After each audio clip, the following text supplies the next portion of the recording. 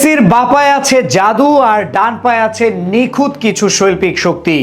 দুইটা এক করেই প্রতিপক্ষকে রীতিমতো দুমড়ে মুচড়ে দিলেন তিনি। পেরুর বিপক্ষে একে একে চারজনকে বানালেন বোকা। এরপর অবিশ্বাস্য এক জায়গা থেকে বল বাড়িয়ে দিলেন লাউতারো মার্টিনেজকে, যেখান থেকে অসাধারণভাবে বাইসাইকেল কিকে বল জালে জড়ান তিনি। যেই গোলটা আপনার চোখ কপালে তুলতে বাধ্য করবে। দুপায়ের জাদুতে মেসির এমন জাদুকরী অ্যাসিস্টে মার্টিনেজের দুঃসাহসিক গোল নিয়ে বাকিটা জানবো রিপোর্টে।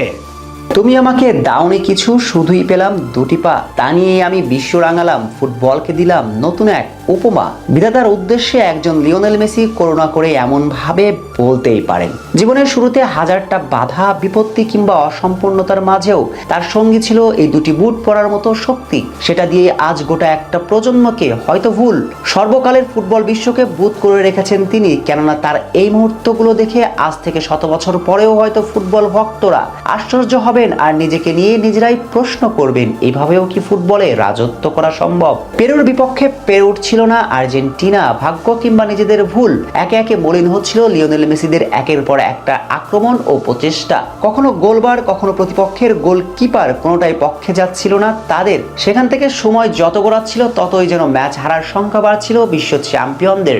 ঠিক এভাবেই পার হয়ে যায় খেলার 55 মিনিট। কিন্তু যে দলে লিওনেল মেসির মতন একজন ফুটবলার থাকেন, তারা কি এত সহজেই হার মানতে পারেন? ক্লাব কিংবা জাতীয় দল বহু জায়গায় অসম্ভবকে বিধাতার আশীর্বাদে সহজ করেছেন তিনি, আজও করলেন একই।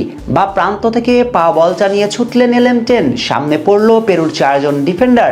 কি করবেন তিনি সেই মুহূর্তে? এমন একটা প্রশ্ন হয়তো তার জায়গায় অন্য কেউ থাকলে মনের কোণে উকিয়ে দিত। তবে একজন লিওনেল মেসি এই জায়গায় সবার চেয়ে ব্যতিক্রম। বলটা নিয়ে প্রথমে বাদিকে 2 ডিফেন্ডারের মাঝে ঢুকে কিছুটা স্পেস নিলেন তিনি। এরপর সেটা ডান পায়ে থেকে নিয়ে গেলেন বাম পায়ে, সেখান থেকে সবার উপর দিয়ে পাঠিয়ে দিলেন সতীর্থ লাউতারো মার্টিনেজের কাছে। সে যাত্রায় কোনো অংশেই লাউতারো মার্টিনেজের অবদানও কম ছিল না। অনেকটা ঝাঁপিয়ে পড়ে বাইসাইকেল কিক নিয়ে চোখ ধাঁধানো এক গোল করেন এই ফরওয়ার্ড। লাউতারো মার্টিনেজের এমন একটা গোল অবশ্য বহুদিন ধরে মনেই রাখবে ফুটবল বিশ্ব।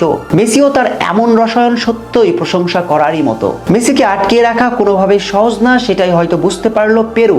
এরপর অবশ্য দেখা যায় কয়েকবার তাকে আটকানোর জন্য বাজেভাবে ফাউল করতেও তবুও বারবার উঠে পড়েন লিও, আক্রমণ তৈরি করেন তিনি। মাঝে অবশ্য কয়েকটা সুযোগ তৈরি করলেও কাজে আসেনি তাদের। আর এই ম্যাচে লাউতারোর ওই এক গোলে মূলত জয় পেয়েছে আর্জেন্টিনা। আর এমন জয়ে বিশ্বকাপ বাছাই পর্বে নিজেদের অবস্থান আরো শক্তপোক্ত হলো তাদের জন্য। 12 ম্যাচ শেষে সর্বোচ্চ 25 পয়েন্ট নিয়ে 2026 বিশ্বকাপ এখন অনেকটাই নিশ্চিত 3 বারের বিশ্ব চ্যাম্পিয়নদের। সেখান থেকে বলাই চলে এখন অনেকটাই নির্ভর ও চাপিন থাকতে পারবেন কোচ লিওনেল স্ক্যালোনি।